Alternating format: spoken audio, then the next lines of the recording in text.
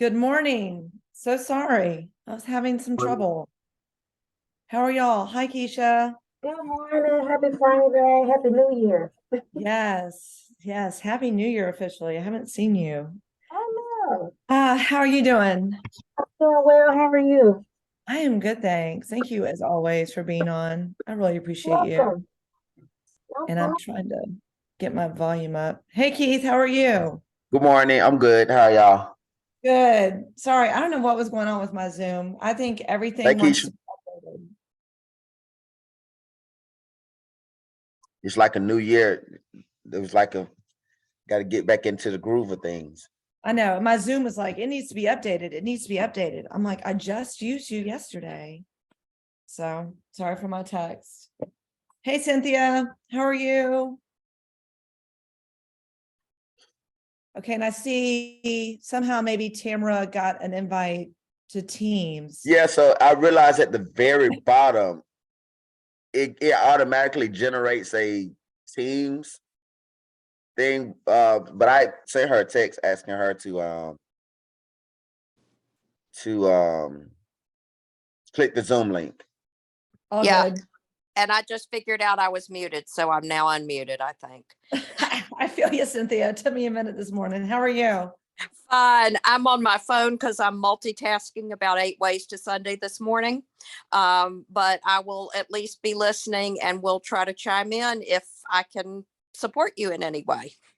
Well, I appreciate it. Thank you for being on, and I totally get it. So thank you again for, yeah, multitasking. I know. And I'm definitely, I've got a hard stop definitely at 10, Keith. Good. So I'll Okay. mention that in the beginning. Hey, Tamara, how are you?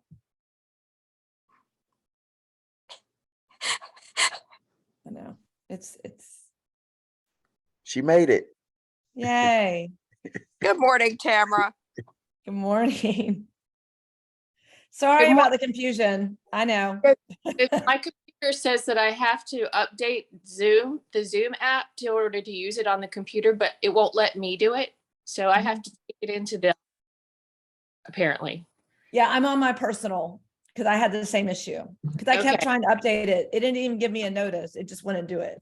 So whatever. Oh, All I'm that on- security APS. I'm on my phone, so I won't be able to look at the chat. That's okay. oh. But thank you for being here, Tamara. I appreciate it. Good morning, Travis. Hello, Pierre. How are Yeah, I y'all? like your colors. I like the colors that you have on. Thank you. You trying to you try to show love to the Deltas today or something? The No, Delta, he's saying love to the UGA, University of Georgia. everybody gets love today. Mhm. Love it. No, those are Davidson colors too, just saying. Okay, Davidson and okay. Well, yeah, Davidson. you touching them all. Cover Good it all. morning. I like Uh, it. Board Member Howard, I'm going to be double meeting this morning with facilities. So I will, as soon as this is over, I'll focus 100% on your meeting. But Keisha's here just in case.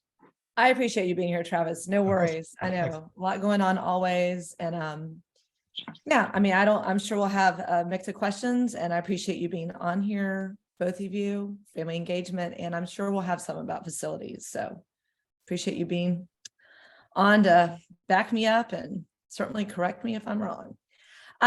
With that being said, it's 9:02. 902. So let's I- go on. Open it Just so up. y'all know, I'm probably going to also log in on my computer, just so if you see that, I am trying to do it twice. So Cool. Thank you, Tamara. I appreciate it. And Keith, I'll let you, keep an eye on the chat because I really am not good at that piece while talking. Okay.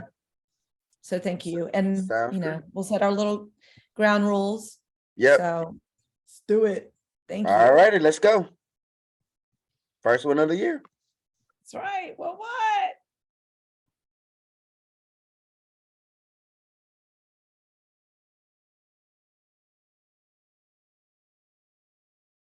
Good morning. I'll give it a minute so that everyone has a chance to log on, but Happy New Year, everyone. And thanks for joining this morning.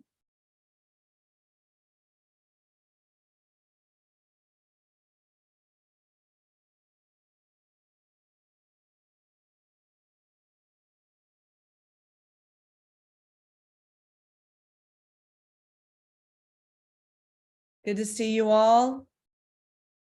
See, Keith, is that about it? You let me know. Morning, Dion. Yeah, we're all on, Board Member Howard, so. Okay, great. I'll go ahead and get started. Well, Happy New Year, everyone. I'm Katie Howard. I'm the Board of Education District 1 rep.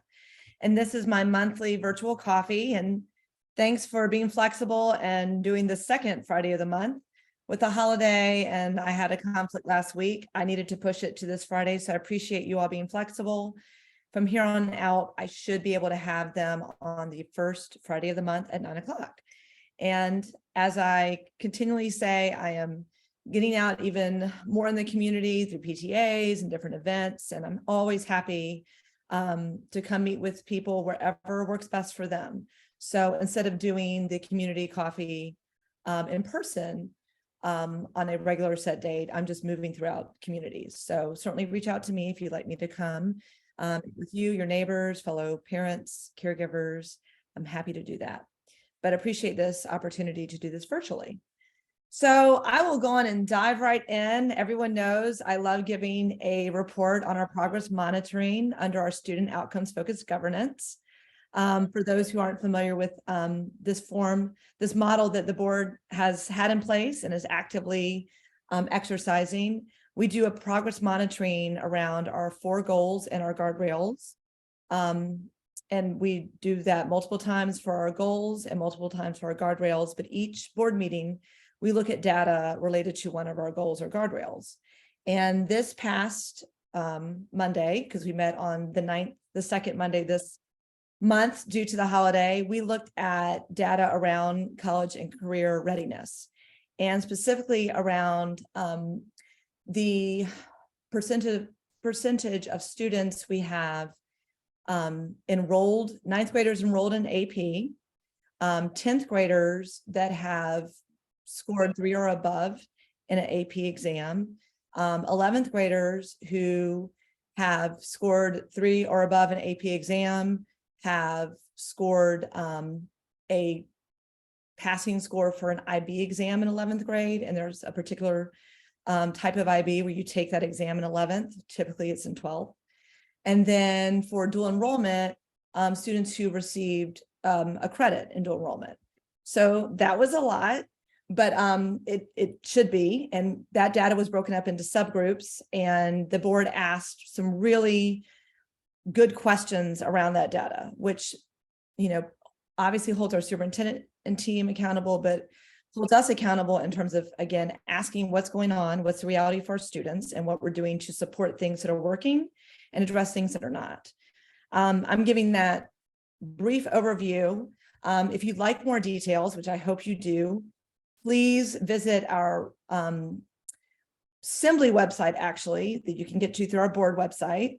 And we have our progress monitoring reports now listed on the website right there on the front page. Thank you, Keith and Kier, for listen to me putting your names together. Pierre and Keith for making sure that happened. And of course, you can watch the meeting on Facebook and go back and hear our actual discussion. I also send out a newsletter update of sorts that I sent out last night prior to this meeting, which if you're not on my distribution list, please email me. You can find my email easily by going to our website. I would be happy to add you to the distribution list because I do a breakdown of the progress monitoring report, as well as provide some updates about things I'm up to in the district. So invite you to get on that distribution list so you can have even more detail and be in constant contact with me. So I will pause there for a minute. And I'm trying to think of any, and I also want to make sure I recognize people from the district who've taken time out of their Friday to join us. I really appreciate them.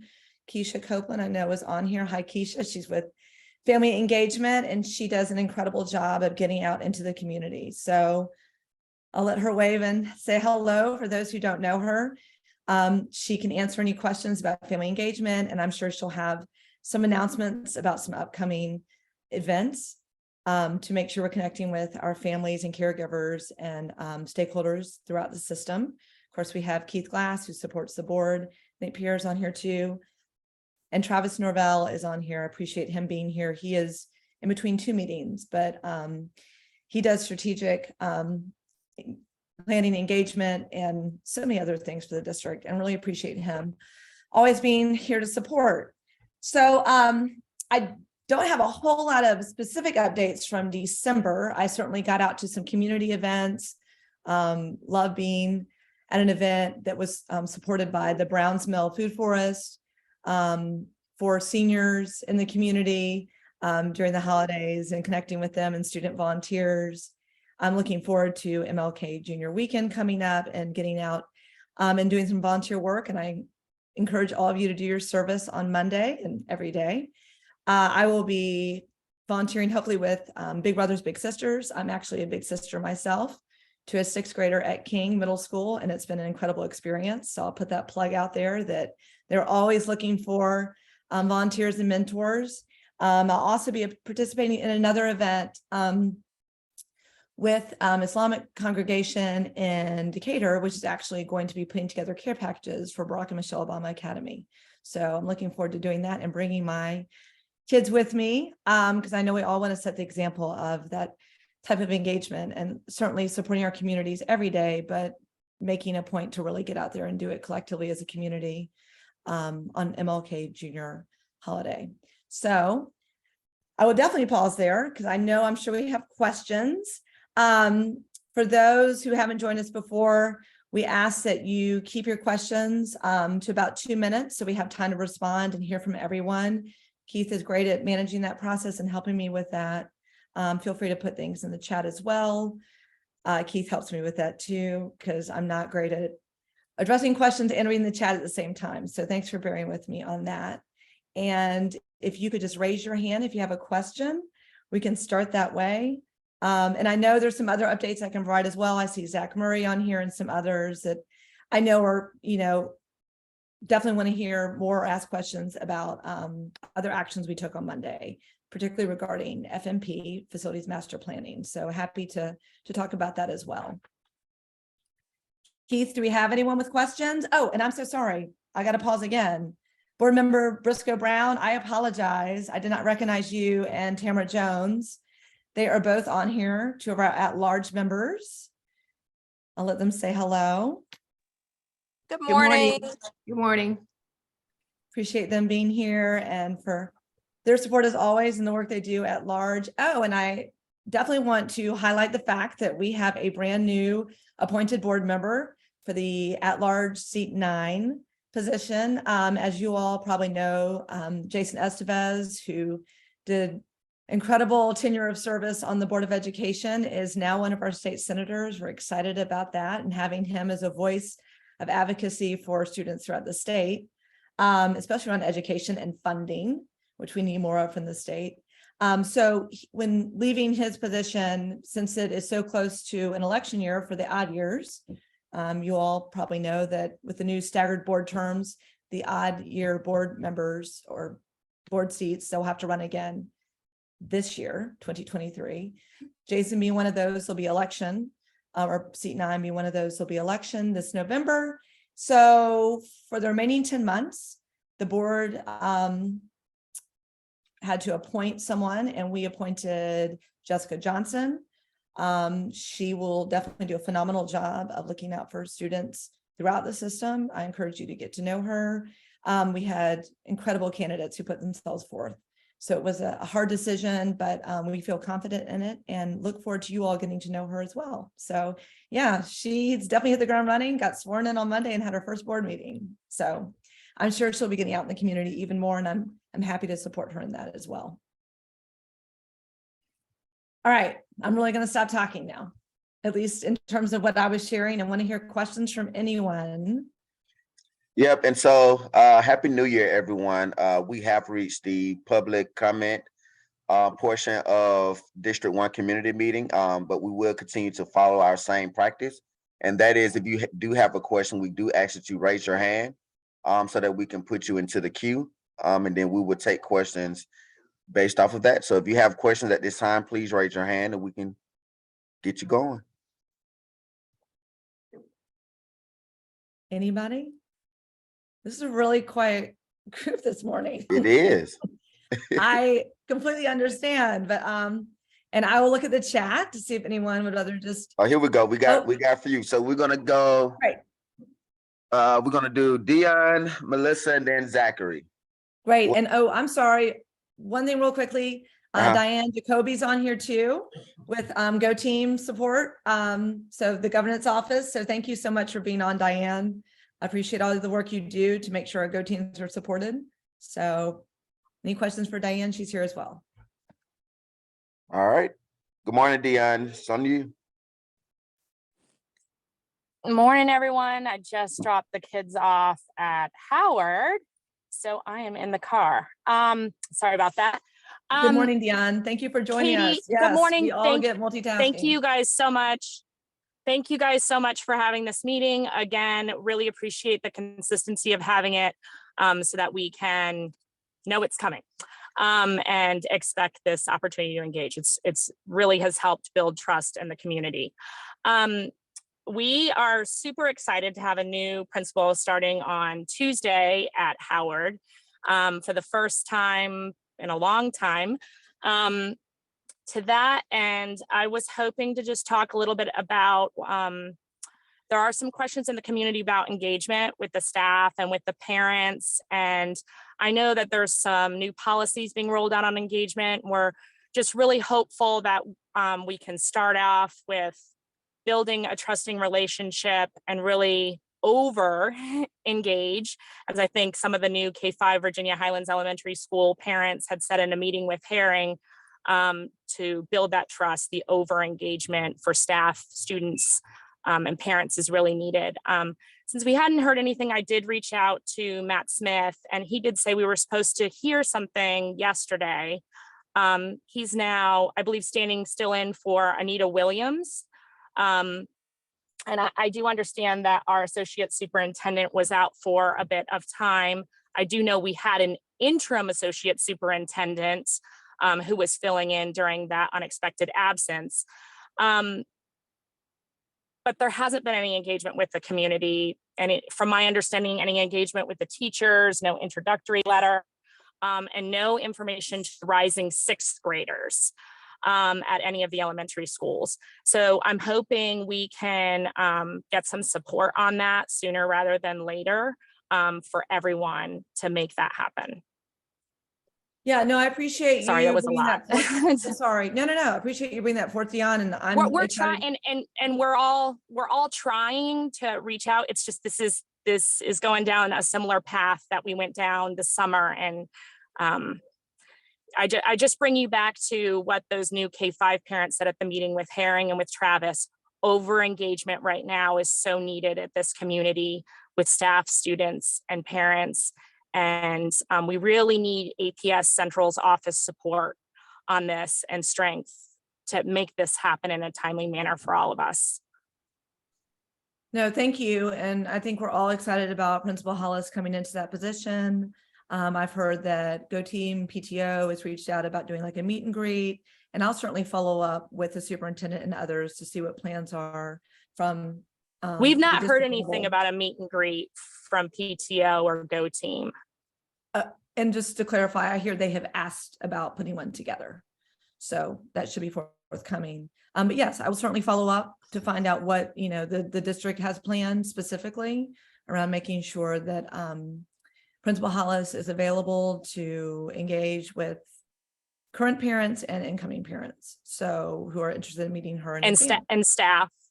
And of Yeah, course, and staff. yes. And I'm staff. sure she has a plan for that as a seasoned principal. So thank you. And Right, and I understand that, and I just want to, Mr. Harness did a great job with that welcome letter and with putting out engagement right away. So, we're just seeing some inconsistencies, and we're wondering where those inconsistencies are coming from. So that's the concern. And I appreciate Travis putting into the chat for everyone to see that he'll follow up on some of those pieces, but definitely about the announcement. Thank you, that I Travis. saw as well, that went out to all families and staff.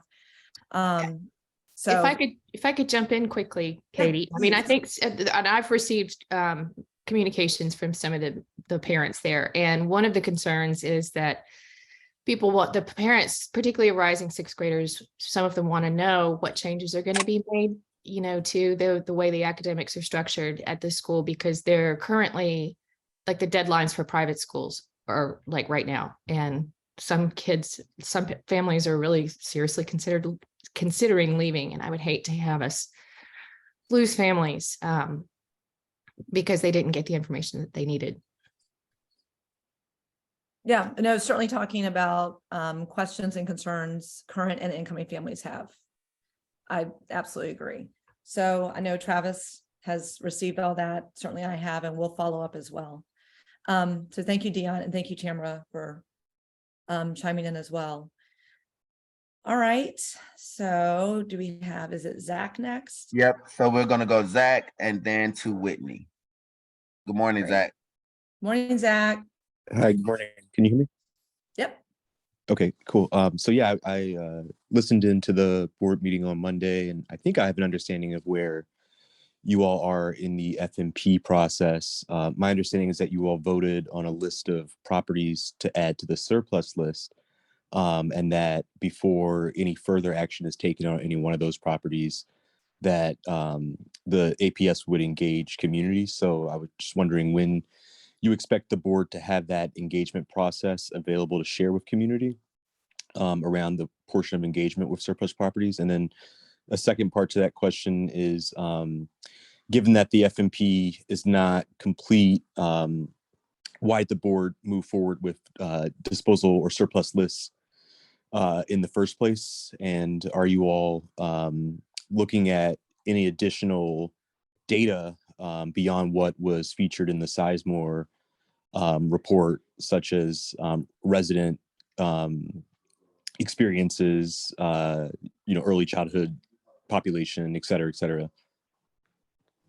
No, thank you for those questions. And for those who aren't as familiar as Zach, maybe the facilities master planning process that we've been going through for quite some time now, which very glad we have that process, which hasn't been done at this level before by the board and the administration. The first phase of it was looking at which properties, and this includes properties with structures and without structures, could be deemed excess. And this, I think, is an important first phase because we do need to get moving on some properties that have been sitting in limbo, and with some buildings that definitely have historic significance, like Lakewood Heights, that we want to make sure we're also preserving and using the right way that really benefits the community. And knowing that we do have room in those clusters or areas around with capacity, with schools, properties, and looking at the city as unique collection of communities that it is, and taking into account different variables and factors, but also looking at what we know are the numbers around population and room in our schools and available property. That being said, this first phase included the 16 properties and puts them on the excess property list. And of course, Lakewood Heights is one that had been on the surplus list since 2004. And this just, allows the administration to make some decisions or start moving if they think it is the right time. And this is under operations, not under the board. But if they were to decide to, let's say, sell Lakewood Heights, this is required. They must have community engagement, and that would be on them. Of course, we would participate in that as board members. I certainly would. To go out to the community and say specifically, what do you want to see this building be activated as, or this property be activated as? The board is certainly, as we did in our retreat, and past boards have done this as well, emphasized priorities for the use of current structures or properties around affordable housing, early childhood development, and community centers that certainly are focused on benefiting the community right there. So, and some other things as well, including historic preservation. And they were all ranked based on our feedback. So facilities has that information and in charge from us as a board. When they decide to look at potentially selling, or, and I don't want to be quoted here because it's under operations, but some long-term lease situations. But most importantly, they must go out to the community and have that more in-depth conversation, detailed conversation, receive that feedback around what the community wants to see in terms of future use. So that would have to happen. When that happens, in terms of if facilities decides they want to move forward on doing something with Lakewood Heights or another piece of property on the list, I do not know. That is something certainly, we'd be made aware of way in advance, but not sure exactly where they are on that. That is under operations and the superintendent and facilities. So, but certainly if they get to that point, I'm looking forward to that in-depth, rich conversation. I've received a lot of feedback from the Lakewood Heights community and surrounding communities, which I deeply appreciate. There's an incredible amount of engagement there, and I'm excited about if facilities were to move forward on selling that property or considering selling that property, the level of engagement that could preserve that building and provide true benefit to the community right now, which could be a mix of things. There are wonderful schools in the community, Dobbs Elementary, Slater, and of course, I want to see Thomasville Heights reopened. And looking at, how we further strengthen and build upon those schools and what's happening right now, and looking at the growth in those surrounding communities, and connecting all those pieces and having those conversations. So I appreciate you asking those questions, Zach. I do think we needed to move forward on this first phase, which is one phase of FMP. And I'm always happy to come back out to the community and engage, and certainly with Lakewood Heights specifically. So again, appreciate your engagement and leadership. And I'm here to have continual conversations. But yeah, the next phase is with facilities and operations, but they must have community engagement before they move forward. And also want to emphasize that the board would have to vote on any sale of a property. So that's that. Thank you. Thank you. All right, thanks, Zach. So we're gonna go Whitney, and then to Shay, and then to Betsy. Good morning. Again, Katie, thank you for all of this. This is really helpful to have this forum. I appreciate everybody's time. I just wanted to build on kind of Dion's question and a little bit of what Tamara said. I think given the changes with the principal at Howard, it would be really helpful for people to understand what, again, there will always be changes with new leadership. There will always be changes with new teachers and staff members. But if there are going to be sweeping changes, because we had big sweeping changes that really upset the apple cart with a lot of the kids when the old principal was there. And so I think just if you can voice that we would really like kind of her vision, not just a meet and greet, but what does she see for the next school year? What do we think might be changed? Just so that we can prepare. I think, it's not just a meet and greet, it's also just an education around what we can expect, given the fact that we've had such turnover at Howard. Really appreciate that. And especially you highlighting vision. I think that's incredibly important. And you all know best as parents and in the community what would, help during this transition. And I see that Travis, of course, has already received that feedback real time from you. So we will definitely follow up on that. And I think that's very important, especially with the amount of transition the community's gone through, and of course, staff at Howard. So thank you, Whitney. Thank you. Absolutely. All right, thanks, Whitney. We're gonna go to Shay, and then it looks like Principal Bachman is Great. so we'll have her. Hi, Dr. Bachman. Hello. Morning. Good Hello. morning. Sorry, am I uncued right now? Yeah, nope, we can hear you. It's on you. Okay, yeah, you're good to go. Okay. Sorry, I know it takes a minute. I totally understand. Good to see you. All right. Good to see you too. Thank you, and Happy New Year. It's Happy a New goal of Year. mine to come with positive, thank yous to these meetings. Definitely New Year's resolution for me. Unfortunately, today I'm here, as many people, with concerns and things that I think are worth attention. So I have a child at the Springdale Park Elementary School, and I'm a huge component of positive behavior, intervention supports, MTSS, all of that stuff. And I don't know how this fits in. Maybe it doesn't, maybe it does, but the community right now at Springdale Park is concerned with educators' ability to control themselves and to really implement some positive behavior interventions with difficult behavior. And I know that that's a challenge for a lot of educators in general. But it's to, I think, the concerning point that, we know traditional sort of standards are to not use positive behavior, but to reprimand, shame, all of these typical, behaviors that we know evidence shows that it's not really helpful. But when it goes to the point of possibly like verbal abuse, what happens? What can people do, especially if there are concerns in the community that these practices aren't happening or that verbal abuse could be happening? Like, yeah, could you help guide us in understanding what to do? No, and I appreciate you bringing that up. And full transparency, I have received some emails and I will certainly be forwarding those on appropriately. And I know you understand that's a personnel matter, and I will certainly forward them on appropriately. As a parent myself, and having seen things that concerned me when, I was in my child's school, I mean, I certainly took this directly to the principal.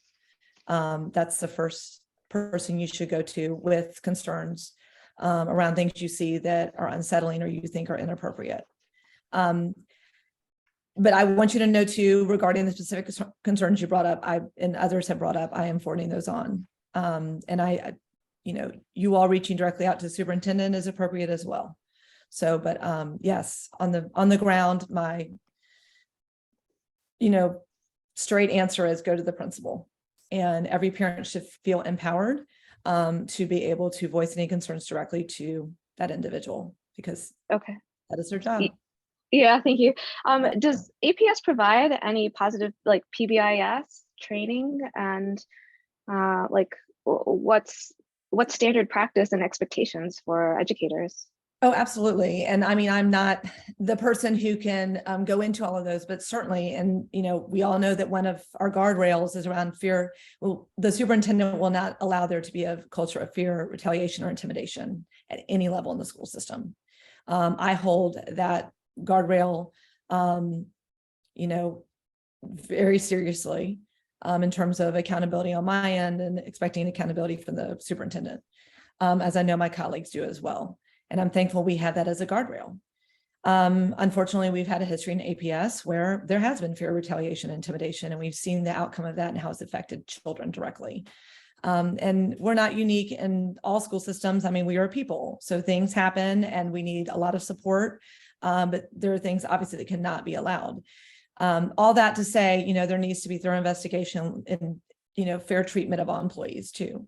But yes, our job is to serve students, number one, but be supportive of employees who are growing and learning too. So I know that we are definitely a system that works hard to ensure that is happening every day. And I'm sure there's some others with the district who could provide some additional feedback. I see board member Briscoe Brown has her hand up, so I will let her chime in because she has a lot more history than I do. But Shay, just know that I have received those and I will certainly forward them on. If anyone wants to have a conversation with me on the phone, they certainly can.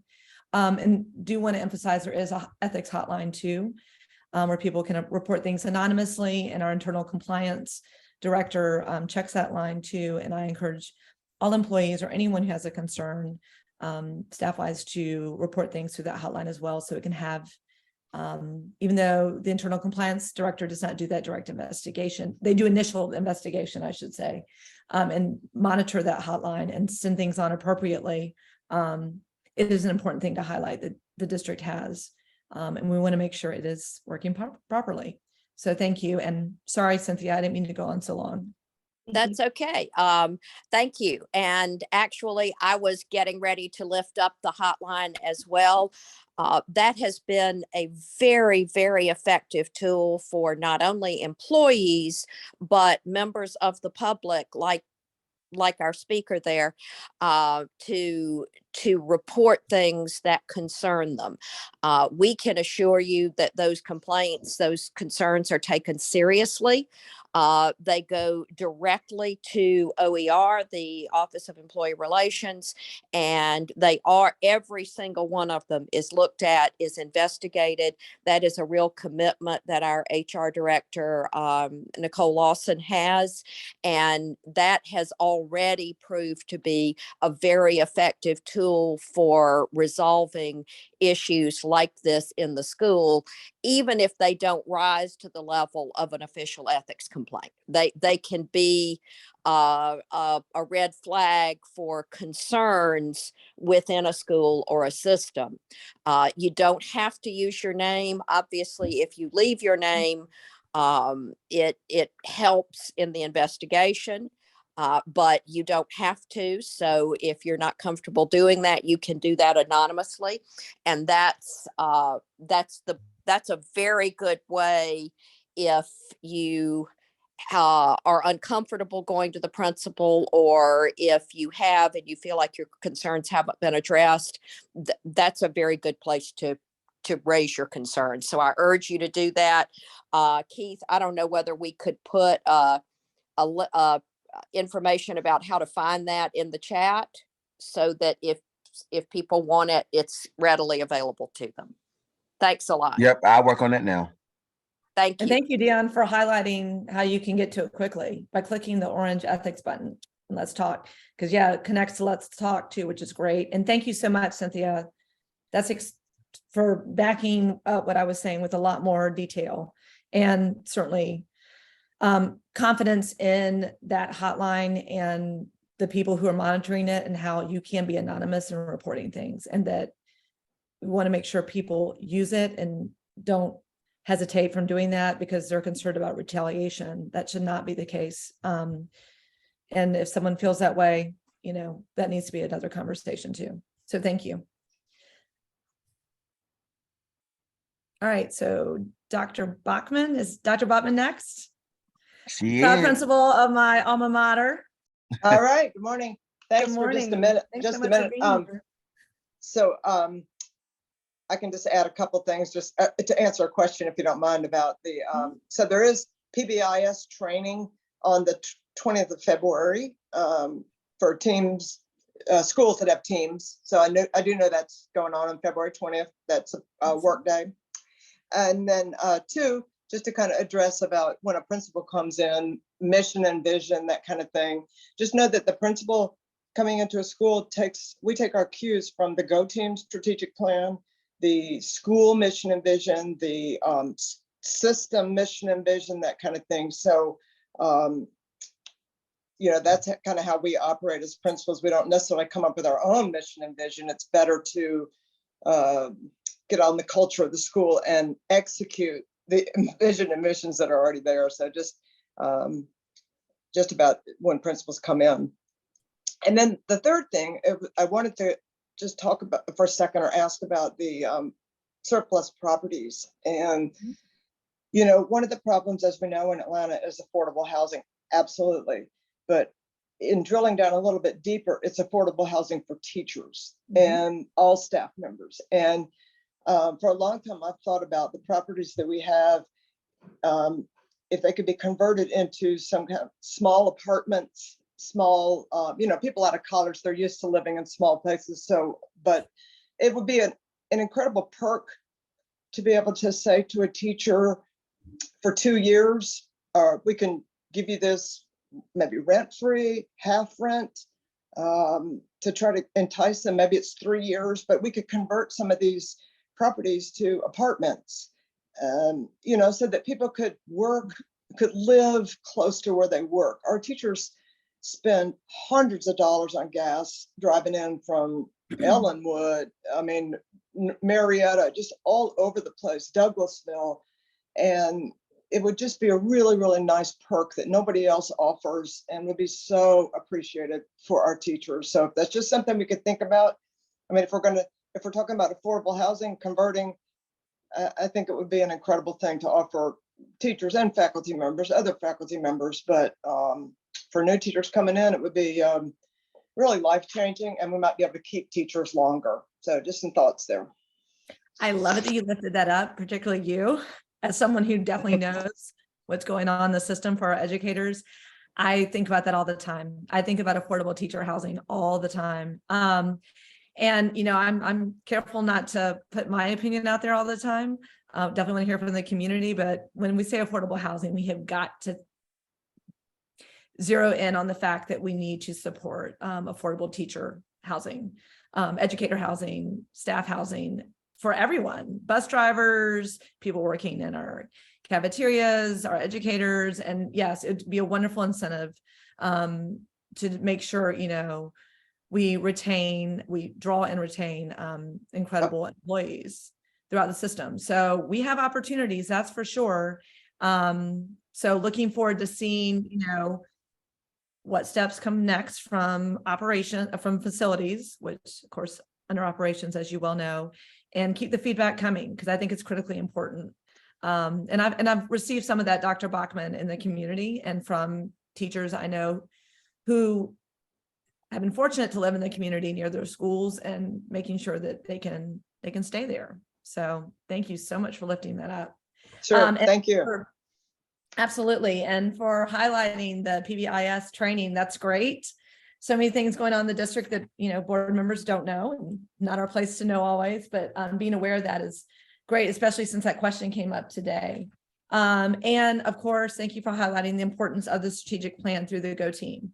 That schools have that in place, certainly Howard does, and that, you know, Principal Hollis coming in and, you know, embracing that and building upon that and, you know, talking about her vision for the school connected directly to that. So again, it highlights the importance of the governance team at that level. So thank you for making sure that was emphasized. I appreciate you so much for that and everything you do. Thank you. All right. I think I see Board Member Jones' hands.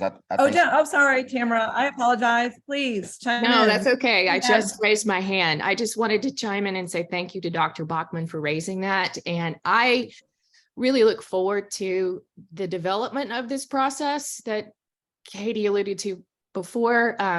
You know, I know people heard me at the board meeting and I felt like we should have had the process before we had the vote, but I'm looking forward to that process so that we can identify, you know, which properties might be well suited for something like this, so that we don't just leave it up to the whims of the private market or, you know, whatever. I mean, it's going to take a lot more calculated thought about, you know, if we do that, is it better if we want teacher housing and we want to secure it? Is it better for us to maintain ownership and do joint ventures because then we control it? So et cetera, so on. I'm looking forward to development of that process because the process is going to be key so that everybody feels like they have a role to play, that they're able to be heard, the neighbors know, and they're able to participate in the process. And so that we, as a board member, when it comes up to the vote, that we can look at it and say, yes, the process was followed. So we feel comfortable taking this vote. So that's what I'm looking forward to. Thank you. I appreciate you sharing that as well. And yes, I'm looking forward to engagement with the community and us highlighting the priorities set by the board, which definitely one of them was affordable housing, because that is a critical need in the city, certainly for our educators to stay here and for our families to be able to stay in their communities and continue to attend the schools they've been attending and having that consistency and stability. So looking forward to it too. And we'll wait next steps. Let's see, Whitney, you have, oh, sorry, Keith, I'm taking your job away from you. No, you're fine. No, yep, Whitney. No, I was just going to add, I appreciate that really innovative thought from Dr. Bachman. And, you know, there's a similar process that we're going through. I don't know if you guys have seen on the news with Atlanta police officers giving them their own cars. So it's kind of a similar innovative thought. And I just wanted to add that. I think it's, you know, if we can leverage maybe what they've done, build on that process and really honor, you know, the commitment to the teachers and the faculty members that really want to be here. That was a huge innovative thought that Dr. Bachman raised, and it just made me think about that APD thing I saw on the news. So I just wanted to add that in. Absolutely. And points back to, the critical importance of, getting feedback from our staff and educators. Yes, and I've enjoyed hearing Shearbaum talk about that as well. And I'm looking forward to that, seeing that program be rolled out and, definitely being an incentive to keep great officers with APD. So glad you connected those two pieces. Any other questions right now? And I have been able to look at the chat some. Sita, I hear you on Jason Estevez not being on the education committee with the state. I wish he was, but I feel confident that he will build relationships with his colleagues and continue to push the issue of making sure there is more long-term stable funding at the state level for education, because we know that Georgia has a lot of needs and it would certainly benefit APS and redoing the state funding formula. That is something that we've all heard said. So looking forward to something actually happening, and just appreciate him being at that level, as well as all the new members of General Assembly who definitely care deeply about education for all our students. So hoping for some big things. And the governor did say, looking at $2,000 raise for teachers throughout the state. So we'll take that, but we need more for our students. And I also want to highlight that, through the conversation we had on Monday, and please go back and if you can listen to it or look at our progress and monitoring report so you see the hard data we're looking at, that we recognize, even though there's been some growth, there's some good things happening, there is so much more work to be done when it comes to making sure our students are prepared to take advantage of all the different pathways when they get to high school, whatever they should choose, making sure there's equitable access throughout the system, increasing access and exposure around the importance if a student should choose to take AP, making sure there's more availability through innovative approaches, such as maybe it's a virtual option. But there's definitely imbalance in our system, and appreciate the superintendent and her team being so aware of it and working hard to come up with ways to make sure there are more AP and other options available, as well as the robustness of our IB programs at all our schools that have those programs. We have committed to signature programs, and I know this board has been saying continually, and boards before, making sure that those are all robust programs that our students have access to. And dual enrollment is an incredible option as well. All those programs provide great opportunities for our students to be prepared for college and career. So I want to make sure more kids are taking advantage of dual enrollment. So know that we asked some really good questions around those numbers, and they are out there. I encourage you to look at them and know that we are working hard to make sure we understand the realities for our students so that we can make change, meaningful change, and align the budget with those changes so that we are focused on student outcomes. Melissa, I'm sorry, I'm now seeing your hand.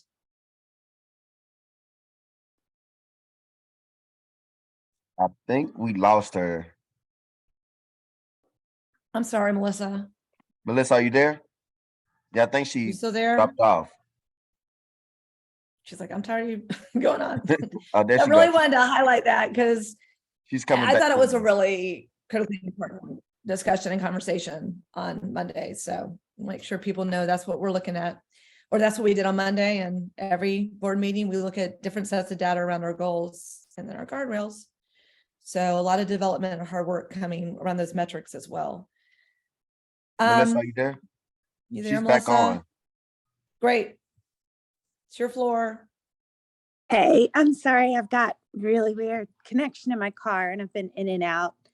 I was just a little bit curious for you about the process. When there has been some of this turnover in the employee relations office, and, obviously some of those employees have left, and there's perhaps some concern lingering in the school community about some investigations that occurred, what the process is for these things to be revisited when we're talking about things like verbal abuse of the students, some of these critical events, like what process is there to ensure the safety of the students and the staff if perhaps there was some sort of HR failure at that time?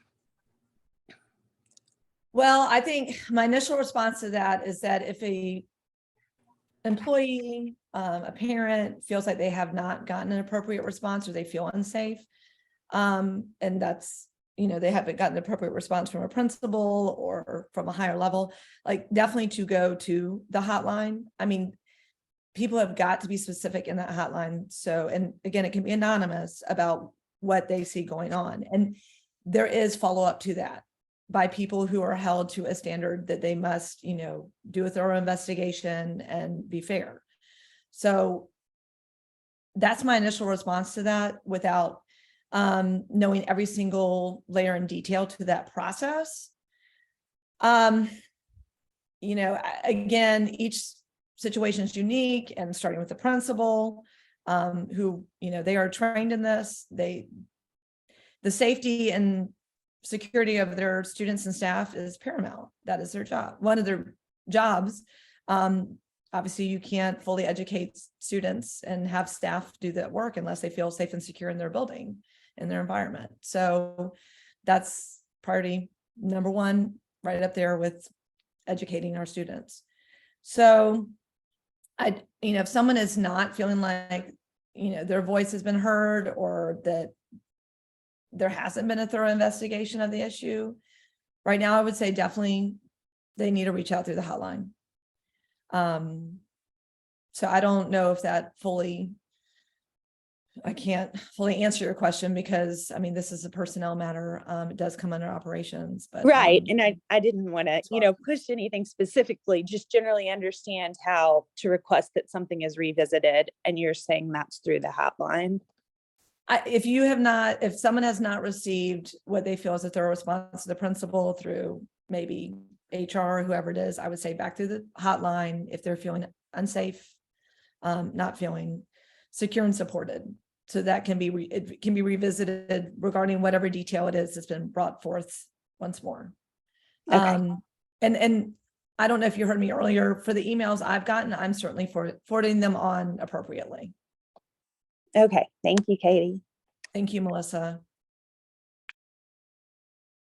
All right, so we have Dion again, but just FYI, board member Howard do have a hard stop at 10, and so it's 9:50 now, so we'll go Dion, and then depending on how that goes, we may just close with their remarks, board member Howard. Thank you, Keith. All right. Hey, Dion. I'm long-winded, right, Keith? Okay, 2 items. Melissa, I think there's also like a professional certification, teacher certification board that you can report things to as well. I believe APS reports something, but parents and other teachers can reach out as well. I think that's at the state level. I know that when I was a speech pathologist, or was an active speech pathologist.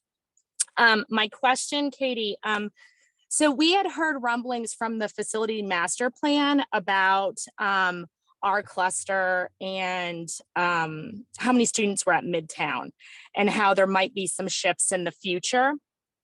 I'm sorry, actually, we just received a school notice about Hollis. So that's what's coming through. Let me send that to voicemail. I was trying to pop it in the chat, but we actually just got our first letter about Principal Hollis from Mr. Brown. Okay, so back to my question. Facilities master plan in Midtown and its capacity. I know that, we did get an addition built on, but from my understanding, that didn't really add any space. It just replaced some of the modular spaces that were already there. So we're still dealing with capacity issues in this cluster at the high school level. I will have a student there next year. I have a rising 9th grader, and meetings that I've attended, rising night meetings, I heard that the capacity is about 1,500, and we're projected over 1,650 for next year. The rumblings, our teachers are sharing some classrooms and some teaching space, and we're just trying to figure out when are we going to hear anything about Midtown, and this be in time to impact school year 23-24, so we're not over capacity at Midtown. No, thank you for the question. And I know Board Member Jones asked some questions directly to the superintendent, and appreciate her copying me about just some numbers that have been put forth and getting some clarification. I don't know if Travis is still on. I would love him to probably correct me because I may be wrong on this, but I think we're getting an update in February regarding the next phases of FMP. I certainly participated in the high school capacity conversations that were had throughout the system, and appreciated hearing feedback from families throughout the system regarding, you know, things they see coming, or, you know, they feel about any changes. Certainly know that and understand that Midtown certainly is growing, and that's a good problem to have, but one we need to definitely be on top of. And I see Tamara has raised her hand, so I will let her certainly follow up, because I know she has been focused on this as well. I just wanted to say to Dion that yes, you are correct, that when they made the addition onto the building, that they did not add significant capacity, or should I say, they did not add the amount of capacity to capture the whole feeder system. And it was a point of contention when I was the Go Team chair back then, but we were told that it was a financial decision. So that's where we are. Okay, thank you for that clarification. And I can say that maybe the cafeteria wasn't big enough when Maynard Jackson did their renovation, but I wasn't a part of that. Susanna, I see you have. And before we get to Susanna, Travis sorry. is on as Oh, well. great. I don't know if he Sorry, wanted Susanna, do you to. mind holding 1 second? And we will definitely, you know, make sure we have time for your question. Travis, do you want to share anything about next steps? Sure. Can you hear me all right, Board Member Howard? Yes, great. Thank you so much for Sure. I'm actually updating in a us. meeting on facilities and overcrowding and next steps right now. So that's why I'm doing both.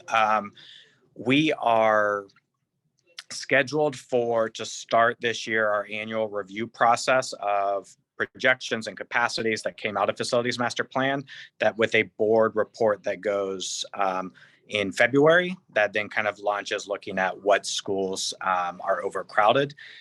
It also coincides with next steps that came out of the high school capacity conversations that we did this fall. I'll try to put the link in the chat of some of those summaries for those who didn't follow along, about looking at all the different both impact of overcrowding or perceived overcrowding, as well as potential solutions that even go beyond redistricting. So what else could be done before you do redistricting or rezoning? So I'll put that in the chat, but be on the lookout for early February next steps related to anything capacity.